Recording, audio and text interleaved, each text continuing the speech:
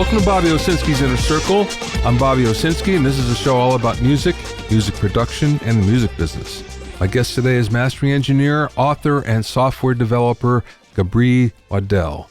But first of all, Spotify is finally going public, but not the way most people anticipated. For most companies that go public, they do what's called an initial public offering or an IPO. Spotify isn't doing that, though. Spotify is using a piece of financial engineering that's called a direct public offering, a DPO. And there's quite a number of advantages to that. When you do a direct public offering, you don't need an investment bank as an underwriter, and they usually take a whole lot of money out of the public offering. So there's a financial advantage by doing the direct offering. The other thing, no new shares are issued. So as a result, the current stockholders, which are a lot of people in the company, plus the investors, their interests are not diluted at all. One of the big things for all the investors and for the owners of the company is there's no lockup period. And a lockup period basically means after you go public, you can't sell your shares for anywhere between 90 and 180 days. Now, it looks like you've made a lot of money, but it's all on paper because you can't sell it. You have to wait for that lockup period to end. Now, when you do a direct offering, that no longer applies. So that means that the day Spotify is listed, all those people are millionaires and billionaires because they can immediately sell their shares. So another way to look at this is the fact that an IPO is like a wedding, where a DPO, a direct public offering, is more like eloping, where it's fast and easy, where an IPO, there's a big run-up and there's lots of marketing that happens because what they really want is a big first day. And that first day is when all the institutional investors come in and the stock gets driven up, hopefully, and there's a lot of money that's raised. And that's the big thing, raising money. Now, in the case of Spotify, they don't much care about the money because it's worth $13 billion on paper, $13 billion on paper. So what that means is they think they're going to be okay, and investors want to cash out anyway. So how is this going to affect Spotify in the long run? Well, it'll only affect it negatively if that first day is bad, the stock goes down. We don't know what the stock is going to be valued at this point, but if it goes down a lot, then that's kind of a disaster for everybody involved. However, Spotify seems to be pretty hot, so no one is anticipating that happening. So anyway, Spotify will be public. When that happens, there's a whole new set of rules involved. Now, all of a sudden, they have to be a lot more transparent about what's going on. There's a lot of information that we don't know now that suddenly we're going to know because we have to, because in order to be a public company, you have to really tell everybody what's going on, all the good and the bad. So all of a sudden, we'll know a lot more about Spotify than we've known before.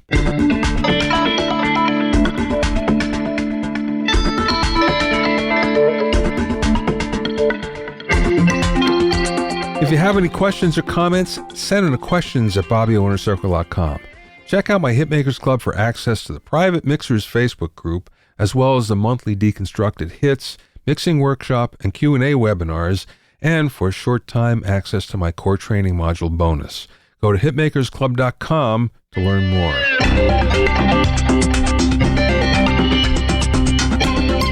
Now, Gibson is back in the news. Yeah, they never let us down. It seems like every month there's something new. The big news is they're not exhibiting at NAMM this year. Instead, Gibson will be at the CES show, the Consumer Electronics Show. Why is that? Well, my belief, and it's only a belief, is the fact that Gibson doesn't think that being at the NAMM show will get it any new money, any new sales. But spending all of that money instead on the Consumer Electronics Show, there's a possibility that it can bump up its consumer sales. And let's face it, Gibson is trying to be more of a consumer electronics company than it is a guitar company. So it's really a shame to see this happening, but it is happening right before our eyes. In 2018, I think will be a pivotal year with Gibson guitars. Something else that happened, though, that's actually better news is the Gibson Flying V turns 60. January 7th, 1958 was when the patent was granted, And when it first was issued, it was a favorite of blues guitarists like Albert King and Lonnie Mack, but it didn't sell very well, so it was discontinued. And a quirk of fate got it reintroduced into the product line. In 1965, the Kinks were making their first American tour, and Dave Davies, the guitar player, had his guitar lost by the airline. So he needed a guitar, and he picked up a Flying V. And then they made a series of television appearances, and that television exposure led to the Flying V being reissued in 1966.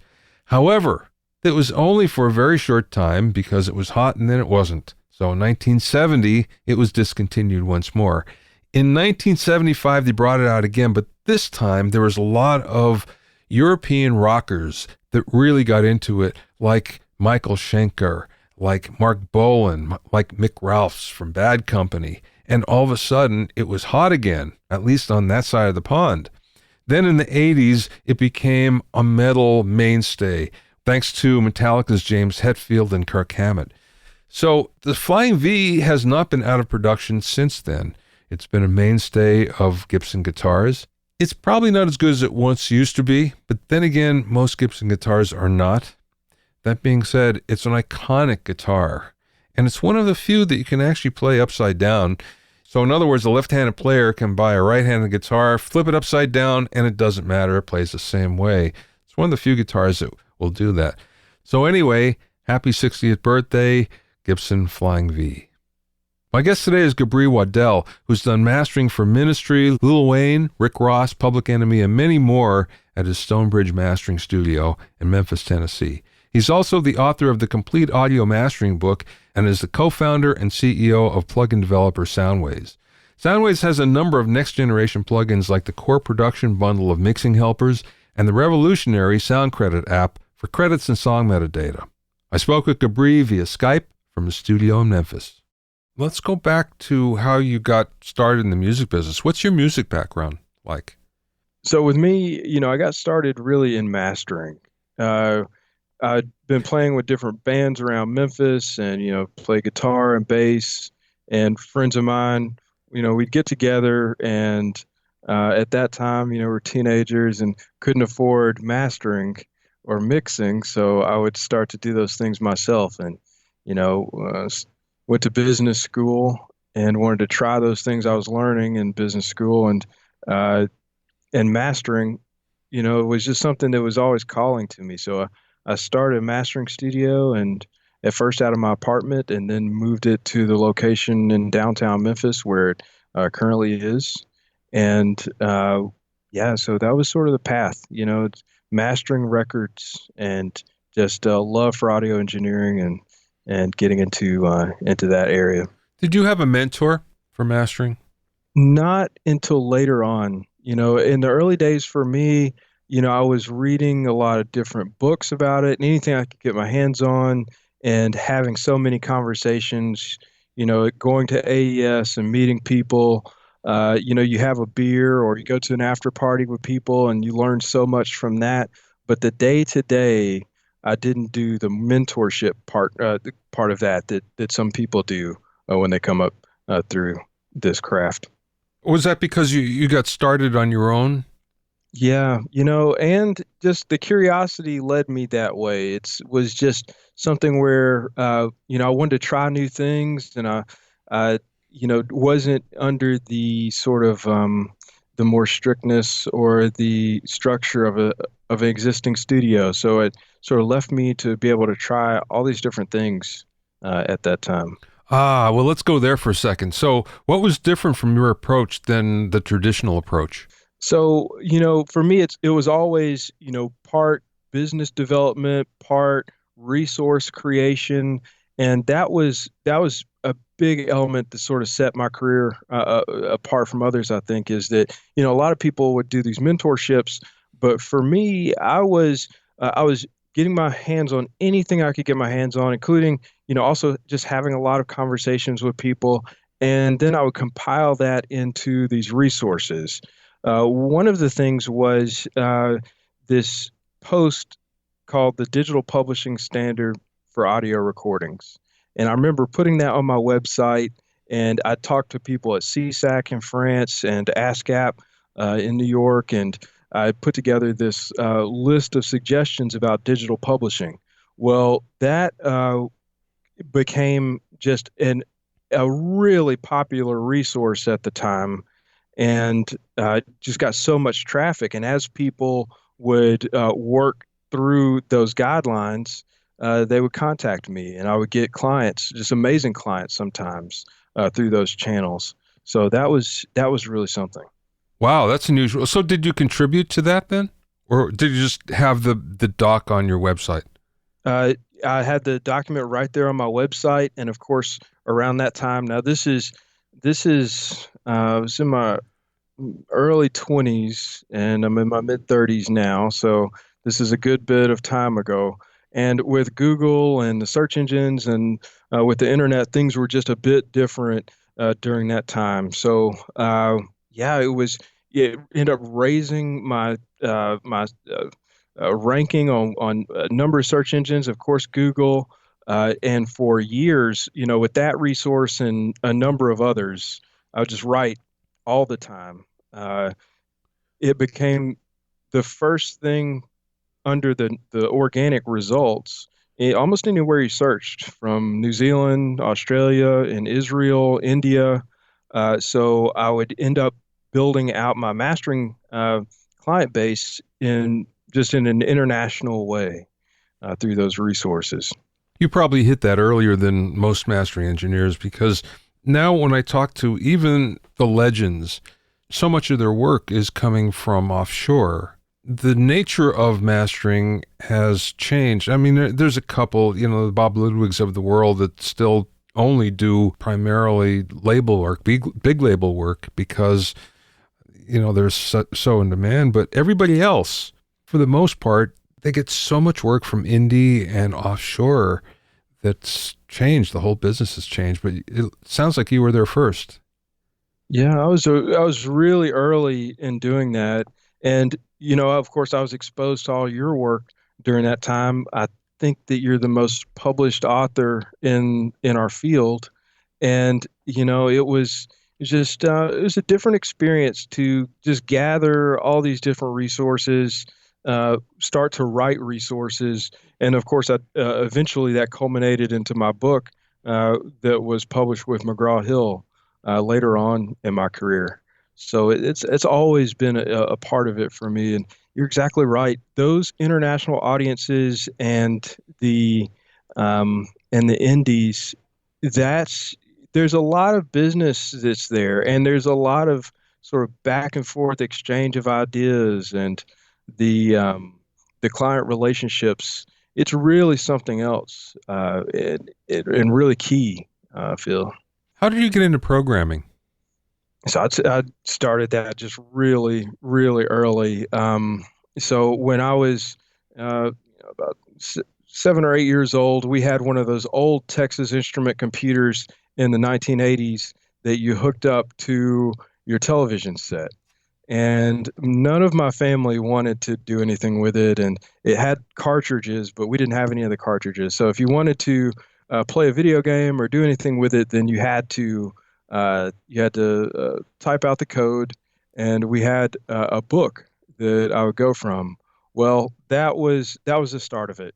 So just really, really early, and I started getting into a bit of the early 3D video gaming engine creation in my teenage years during the time of Wolfenstein and Doom. That fascinated me, so I wanted to write a first-person shooter like that, and first started getting acquainted with C++ around that time.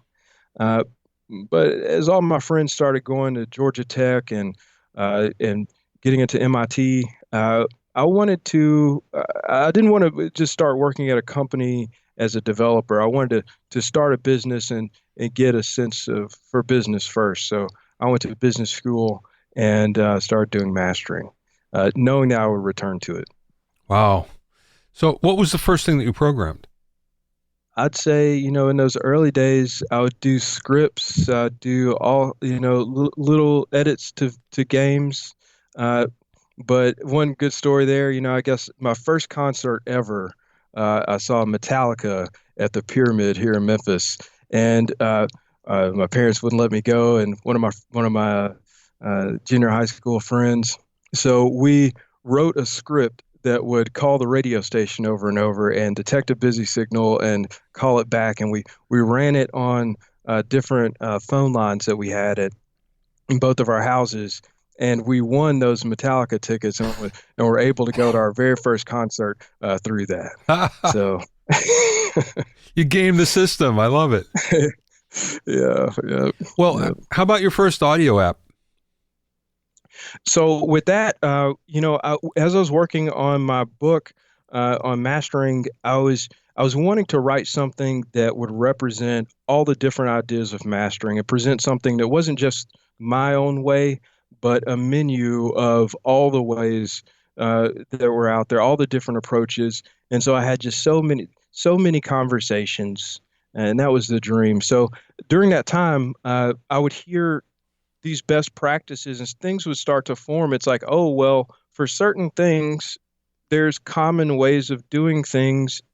And if it was uh, if it was baked into a processor, if it was baked into a device or software, it would make that process even more powerful. So that just got me really excited about those things. And I was talking to Dave Hill from Crane Song a lot during that time, and he would tell me a little something about implementation. If you're doing a DSP algorithm and you're working on this part, you need to make sure that you use doubles for this and for this. He would give me all these ideas, and I would want to go and try them out. So I did, and so wrote some filters at first, and start to get into more intense DSP and the user interface stuff. And so during that time, ended up doing a few different plugins, but one of them in particular was a standout. And I thought I would just release this on my website, but I had a friend that encouraged me to find a publisher for the software the way that I did for my book. So I approached Plugin Alliance, and then later there was a deal with Universal Audio for this plugin. It called BX Refinement, Oh, the yeah. refinement plugin. Yeah. And with that one, that was the first real foray into this market for me. And man, was that a successful plugin? It's cool to have a success, isn't it? Any kind of success. It's fun. Yeah, no doubt. And for all the failures that you have, at least some percentage of things succeed, and this was one that certainly did. So how did Soundways come about then? So, I licensed this plugin to Plugin Alliance, and then it was licensed to Universal Audio from there. And with that, it it was good, but it didn't make a symbol for my city of Memphis. We're a historic music town. This is something where I just feel that we really needed something where the music history was shown as something in the present and for the future in a really powerful way. And I thought doing this kind of technology, I wanted to find a way to make a symbol like that. Licensing, I didn't feel like would do it, so I decided to do this new brand. Raise the investment mostly from Memphis investors, so that we could make that kind of symbol here to show that there's that creativity that led to all of the innovation with blues and soul and rock and roll that Memphis is known for in this amazing time period of influence. Uh, Wanted to show that we're able to channel that kind of creativity and that sort of thinking into endeavors as well, like software development, and for music, just nothing more fitting than that. So that was sort of the start of it. The local investor support from people like the Wilson family that started Holiday Inn, to others in just an amazing way. Well, I have to say, Memphis is one of my favorite cities. It's often overlooked as a music city, but it shouldn't be. And also as a tourist destination, because it's quite interesting if you're a musician, have any kind of music background or interested in music. Wow, what a place. It's really awesome. So I would encourage anybody to go there because, it's one of those things that there's no place like it. I'm sure you agree. Yeah, no doubt. I mean, people come down to the Delta area to, go to the crossroads. They think about Robert Johnson. They think about just the blues legacies that have happened here with B.B. King and others. And of course, a lot of times when people think about Memphis, they'll think about Elvis and Sam Phillips and Sun Studio. These are places where such deep origination occurred. Of course, Stax Records, the soul label, Yeah. people think about Motown and Stax and the contribution there to music. And, it's just, there's just a raw creativity that's here that led to influences and genres that have affected Western music like nothing else. And that's why I think people, they in a way, they take these sort of sabbaticals to Memphis, or this sort of journey to this place to get in touch with that energy that really led to that innovation. Just it's something else, and it's palpable in the air, And if you walk down Bill Street, it's present. Oh, you can feel it. There's no doubt. Yeah, I was shocked. First time I went there, it was just something that immediately you felt. And you didn't even have to go to any of the attractions.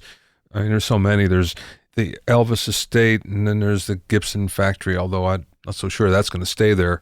Stax and Sun, and if you're recording, you can go to Ardent, and just so much. It's great. So, yeah, it's very cool that you do that to support your community, because I don't think there's enough awareness about it. And that's shocking to me, but that's the case.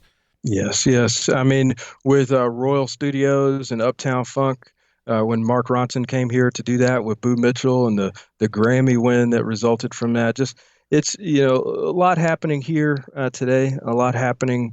Of course, it's happened in the past. Yeah, incredible place. So yeah, that's really where for Soundways the story begins. Is it's leveraging a local strength and a local history for music that's inspired and influenced Western music all over the world for decades now. And yeah. Did you have an idea for the Soundways products before you started Soundways? Yeah, no doubt. So, for me, I think anything that can affect people's workflows, anything you can do to improve workflows is going to be one of the most powerful things you can do.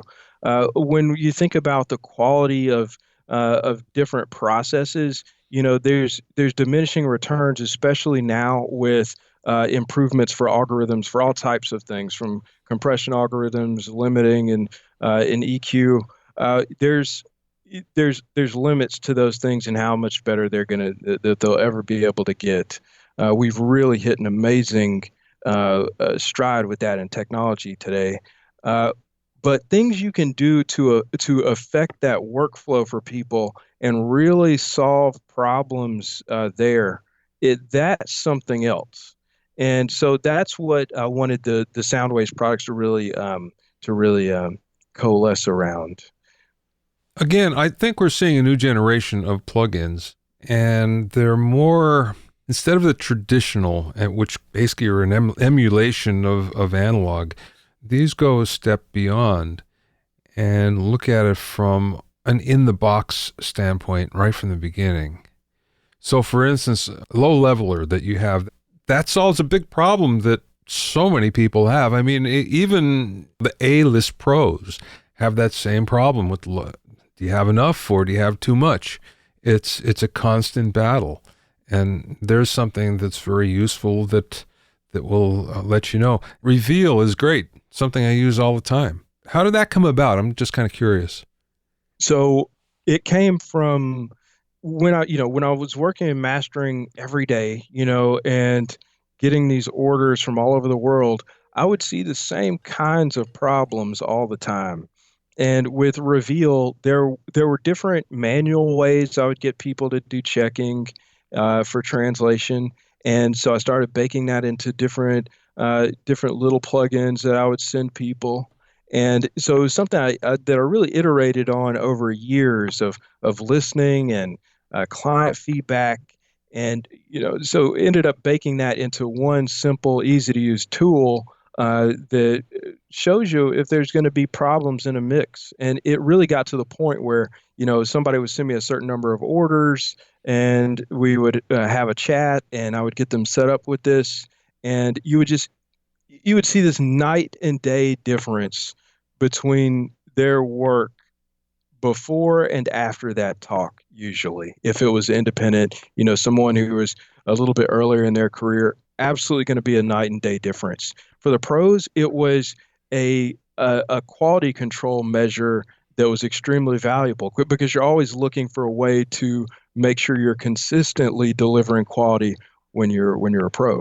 So with this, it was something, yeah, just iterated on for years, and proven to be effective before being baked into this offering. Reveal does so many different things.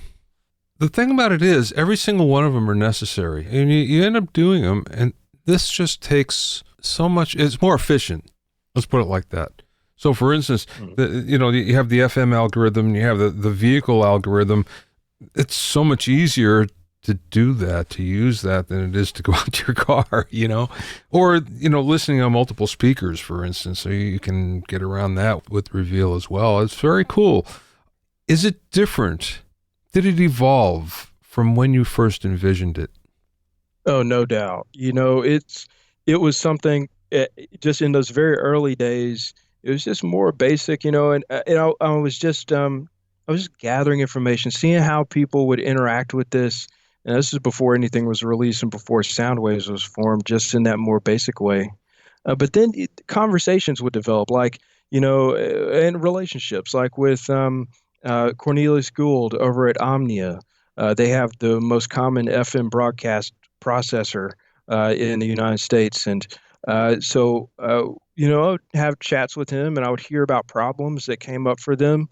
There was one, I won't mention the artist's name, but there was a really well-known artist that had a single come out, and the radio broadcast processing affected it in a way that really made the producers unhappy, and it made the song just nothing like the energy that's in the full range recording.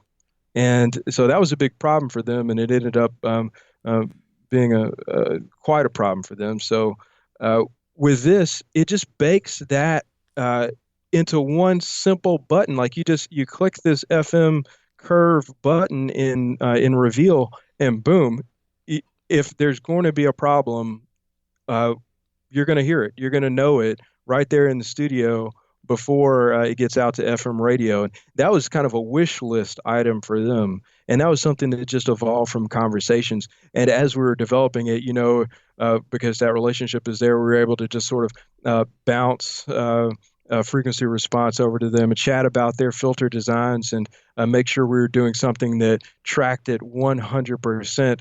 So modeled just very exactly on what is the most common processor in all the radio stations here in the U.S.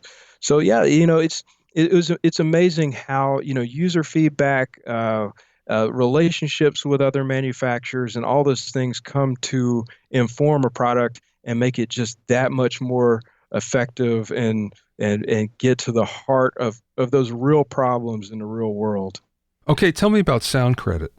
So with Sound Credit, this is a plugin and also some related services that really help to collect metadata in the way that the industry has dreamed about for decades, really 2 decades. Now, for the past 10 years, the conversation has been more intense with the forming of DDEX, which is a consortium of companies from Apple and Amazon to Pandora and Spotify and like 30 others, Universal and Warner, that expressed that here's a format that we'd like to receive song credits in.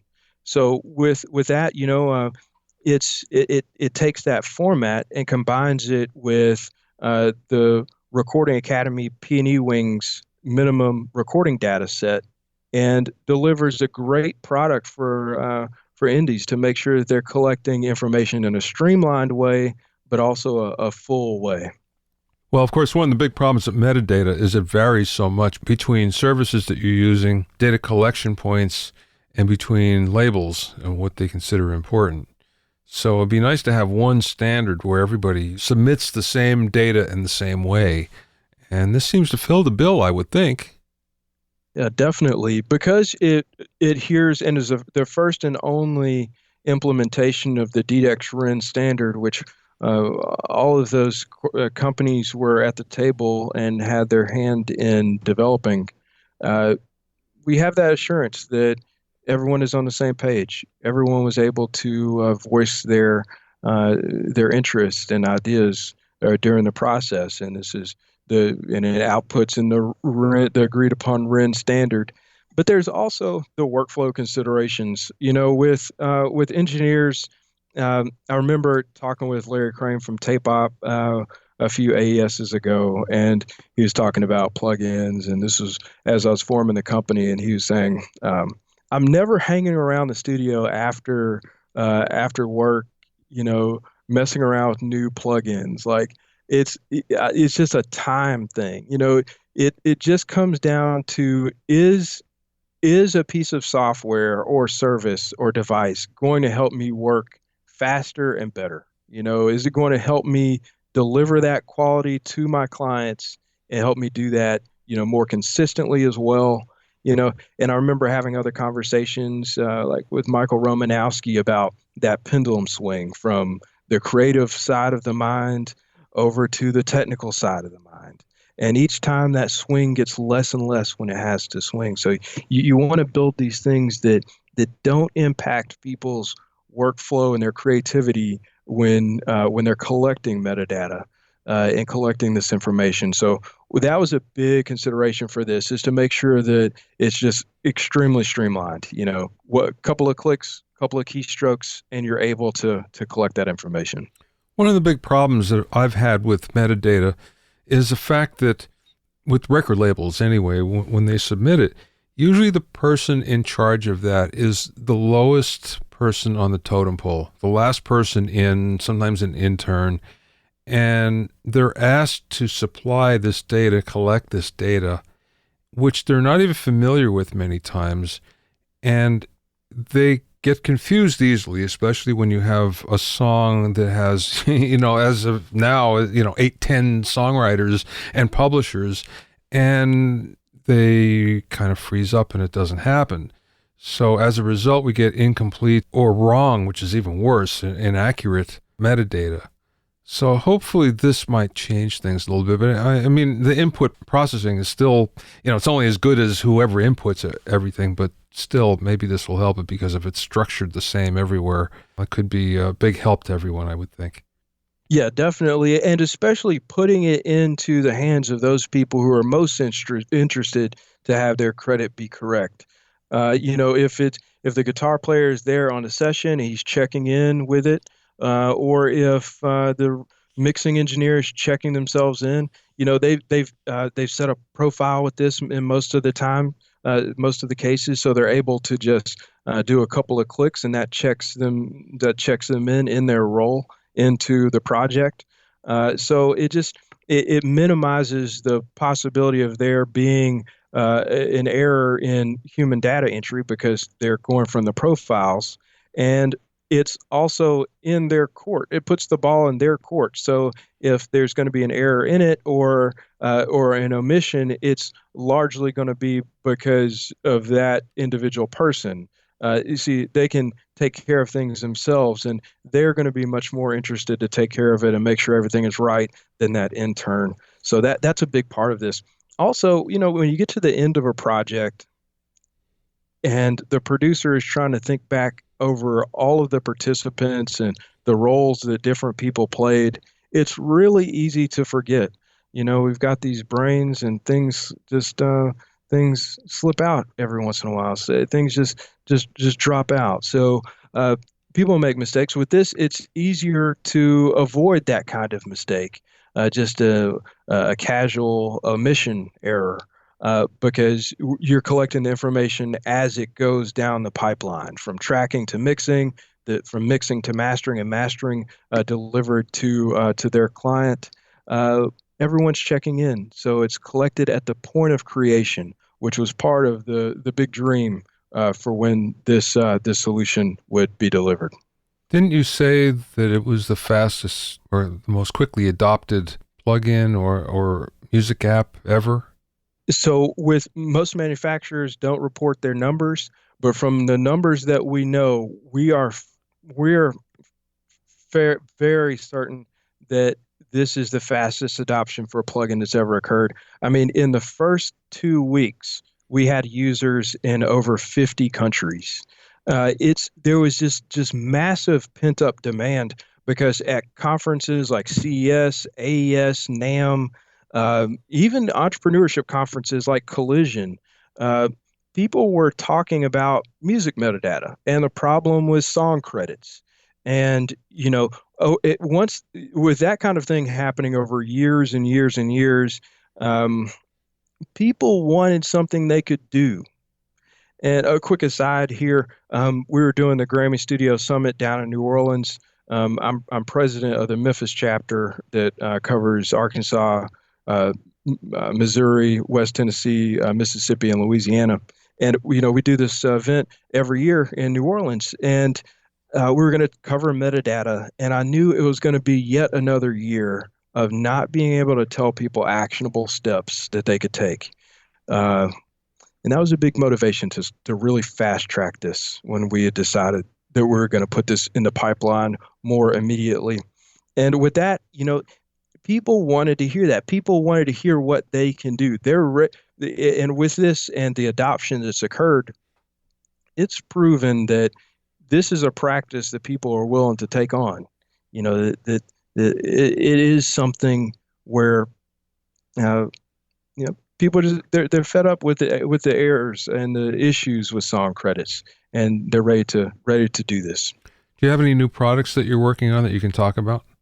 We better let those come out as they come out. We've got one that's also a workflow tool that's just an amazing thing that there's nothing else quite like it. There's nothing else. It's not just a different flavor of EQ or compressor or a slight tweak on something. It's something that is that's just amazing. And also we have a web service that we'll be announcing here in 2018 that is going to be an unforgettable, a massive impact on the music industry. So we'll be making a really big announcement very shortly.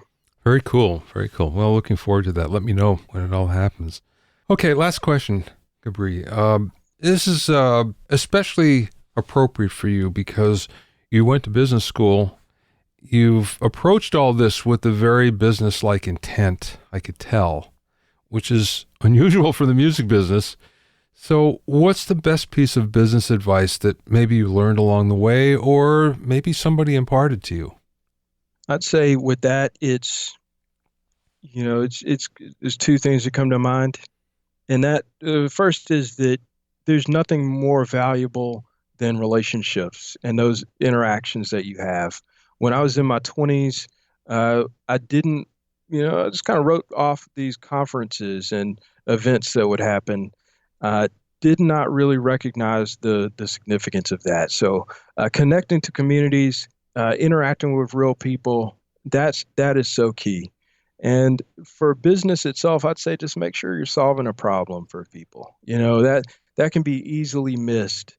And we get into sometimes in the industry, I see a lot of technical indulgences. Mm-hmm. And that's something to be avoided. Just making sure that you're solving a real problem for people. To find out more about Gebre and Soundways, go to soundways.com. It's one word, soundways.com.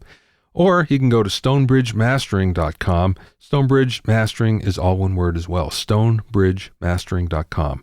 Thanks for listening and being in my inner circle. Remember, if you have any questions or comments, you can send them to questions@BobbyOInnerCircle.com. To listen to other episodes of Bobby Owsinski's Inner Circle, go to BobbyOwsinski.com and select the podcast tab, or go to BobbyOInnerCircle.com, or find it in iTunes, Stitcher, Mixcloud, or Google Play. At BobbyOwsinski.com and BobbyOInnerCircle.com, you'll also find a sign-in form for my newsletter and for alerts for new podcasts. This is Bobby Owsinski. I will see you next time.